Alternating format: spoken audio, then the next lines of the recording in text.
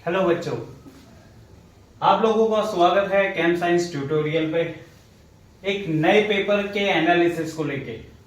आज हम लोग मार्किंग स्कीम के साथ सीबीएसई का सैंपल पेपर 10th क्लास का साइंस का डिस्कस करेंगे कि किस तरीके से आपका मार्क्स का डिस्ट्रीब्यूशन होता है, कितने क्वेश्चंस आते हैं और मार्क्स कैसे डिस्ट्रीब्यूट करे जाते हैं इन क्वेश्चंस के अकॉर्डिंग।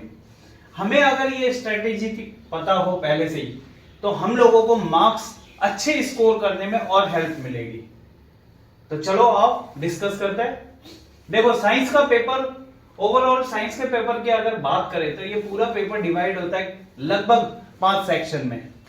सबसे पहला सेक्शन ए, जिसके अंदर question number 1 to 16 MCQ based question होते हैं, जिसे बोलते हैं multiple choice question.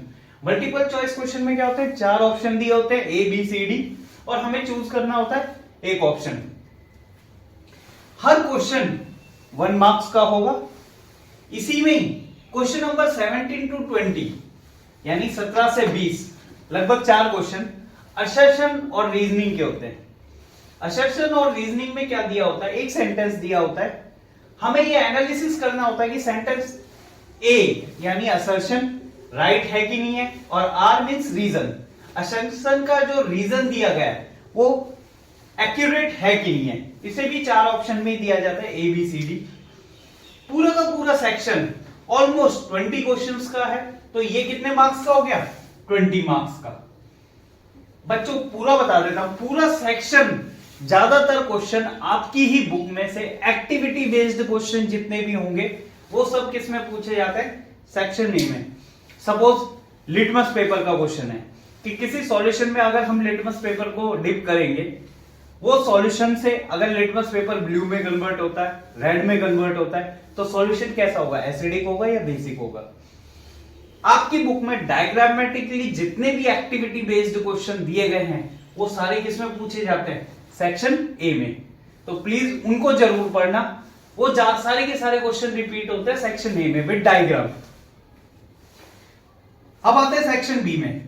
Section B में क्वेश्चन नंबर 21 to 26 ऑलमोस्ट बात करें कि कितने क्वेश्चन आ रहे हैं, 6 क्वेश्चन।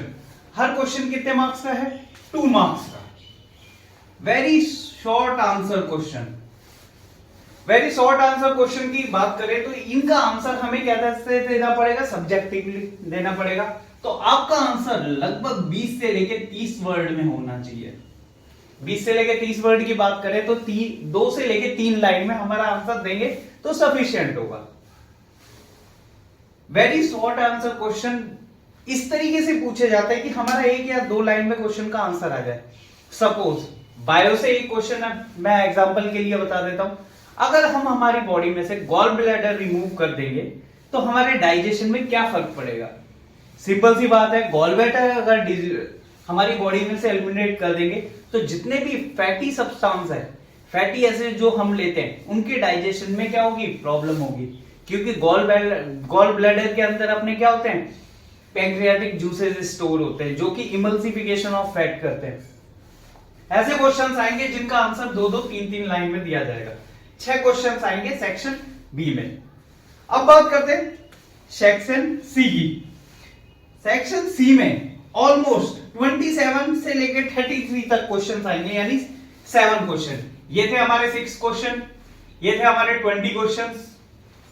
इसके अंदर आएंगे ऑलमोस्ट 7 क्वेश्चन। हर क्वेश्चन कितने मार्क्स का होगा, 3 मार्क्स का। बच्चों इसमें ऐसे क्वेश्चन पूछे जाएंगे जिसका आंसर हम लोग 40 to 50 वर्ड्स में दे सकते हैं। अगर आपको डायग्राम भी आता है उससे रिलेटेड तो भी इसके अंदर उसका आंसर दे सकते हैं। इसमें ऐसे भी क्वेश्चन हो सकते हैं कि जो कि सब डिवाइडेड हो। एक सिंपल क्वेश्चन दे रखा होगा, उसे 2 पार्ट में डिवाइड कर रखा होगा, ए और बी में, उनका आंसर हमें देना होगा। ऐसे ही क्वेश्चंस आते हैं इसमें। सपोज करो ऐसा क्वेश्चन आ गया, हमें एक प्रिंट दिया हो, उसमें पूछा जाए कि रिफ्लेक्शन, रिफ्रैक्शन, ये दोनों के दोनों इसमें डिनोट करो। रिफ्लेक्शन में क्या होता है, रिफ्रैक्शन में क्या होता है, दोनों ही क्वेश्चन को अलग अलग ए और बी पार्ट में पूछा जा सकता है। तो ऐसे क्वेश्चन आएंगे सी में। अगर आप लोगों को छोटा सा डायग्राम भी आता हो तो हम इस क्वेश्चन में रिप्रेजेंट कर सकते हैं। बात करते हैं सेक्शन डी की। सेक्शन डी के अंदर क्वेश्चन नंबर 34 टू 36 ऑलमोस्ट कितने क्वेश्चन? 3 क्वेश्चन किसमें पूछे जाएंगे? सेक्शन डी में। और ये लॉन्ग आंसर क्वेश्चंस होंगे जो कितने मार्क्स के होंगे? 5 मार्क्स के। इसके अंदर हमें क्वेश्चंस का आंसर इस तरीके से देना है कि हमारा आंसर जो हम लोग रिप्रेजेंट कर रहे हैं वो अगर डायग्राम के साथ है तो डायग्राम देना भी जरूरी है। कई बार ऐसे क्वेश्चंस सब डिवाइडेड होते हैं अप टू 4 पार्ट्स तक, ए बी सी डी। एक ही क्वेश्चन को 4 भाग में करके पूछा जा सकता है। लॉन्ग आंसर क्वेश्चन होंगे तो अराउंड इसका आंसर हम लोग 1 पेज टू 2 पेज दे सकते हैं, जिसके अंदर हमें एग्जाम्पल भी देना जरूरी है, डायग्राम हो तो डायग्राम भी देना जरूरी है। ऐसे क्वेश्चंस होंगे। पूछा जा सकता है, आप लोगों से पूछा जा सकता है फोटोसिंथेसिस रिएक्शन। फोटोसिंथेसिस रिएक्शन का प्रोसेस क्या है? ग्रीन हाउस इफेक्ट किस तरह से वर्क करता है? पूछा जा सकता है वाटर की साइकिल। इस तरीके से क्वेश्चंस पूछे जा सकते हैं। अगर केमिस्ट्री का क्वेश्चन इसे पूछना होगा तो पूरी पूछ सकता है कि कितने टाइप्स की रिएक्शंस होती है, हर रिएक्शंस का एक एक एग्जांपल दो। तो लॉन्ग आंसर में ऐसे क्वेश्चंस पूछे जा सकते हैं। सेक्शन ई के अंदर बात करेंगे कितने क्वेश्चंस आते हैं? 37 टू 39। तो ऑलमोस्ट 4 क्वेश्चंस। हर क्वेश्चन कितने पार्ट्स का होगा? 4 मार्क्स के। बच्चों ये क्वेश्चन ऐसे होते हैं जो कि केस बेस्ड आते हैं और डाटा बेस्ड आते हैं। इसका मतलब ये होता है आपको एक पैराग्राफ दिया जाएगा, पैराग्राफ के अंदर पूरा एक इंसिडेंट डिस्कस करा जाएगा, उस इंसिडेंट पे बेस्ड क्वेश्चन पूछे जाएंगे उसी पैराग्राफ में से। तो ऐसे लगभग 4 पैराग्राफ आएंगे, या स्टडी बेस्ड क्वेश्चन आएंगे या डाटा बेस्ड क्वेश्चन आएंगे। उस डाटा को एनालिसिस करने के बाद आप लोगों को मल्टीपल क्वेश्चन पूछे जाते हैं, छोटे छोटे शॉर्ट आंसर क्वेश्चन हर एक पैसेज में। उनका आंसर्स आपको कई बार तो ऐसा होता है डाटा गिवन होता है किसके अंदर? पैसेज के अंदर, उसमें से एलिमिनेट करना होता है हमें आंसर्स को। कई बार उनसे रिलेटेड क्वेश्चन ही पूछे जाते हैं। जैसे सिंपल एक एग्जांपल ले लो, फोटोग्राफिक प्रोसेस किस तरीके से होता है, ये लाइट को एब्जॉर्ब करता है नहीं करता है, इसमें हम कौन कौन से केमिकल यूज करते हैं, सिल्वर इसमें एब्जॉर्ब करता है या एक्सोथर्मिक रिएक्शन करता है, सिल्वर किसके साथ कंपाउंड बनाता है, ब्रोमाइड के साथ बनाता है या क्लोराइड के साथ बनाता है। ऐसे क्वेश्चन पैराग्राफ में दिए होंगे और पैराग्राफ में एक्सप्लेन करेंगे, उन्हीं पे बेस्ड क्वेश्चन पूछा जाएगा।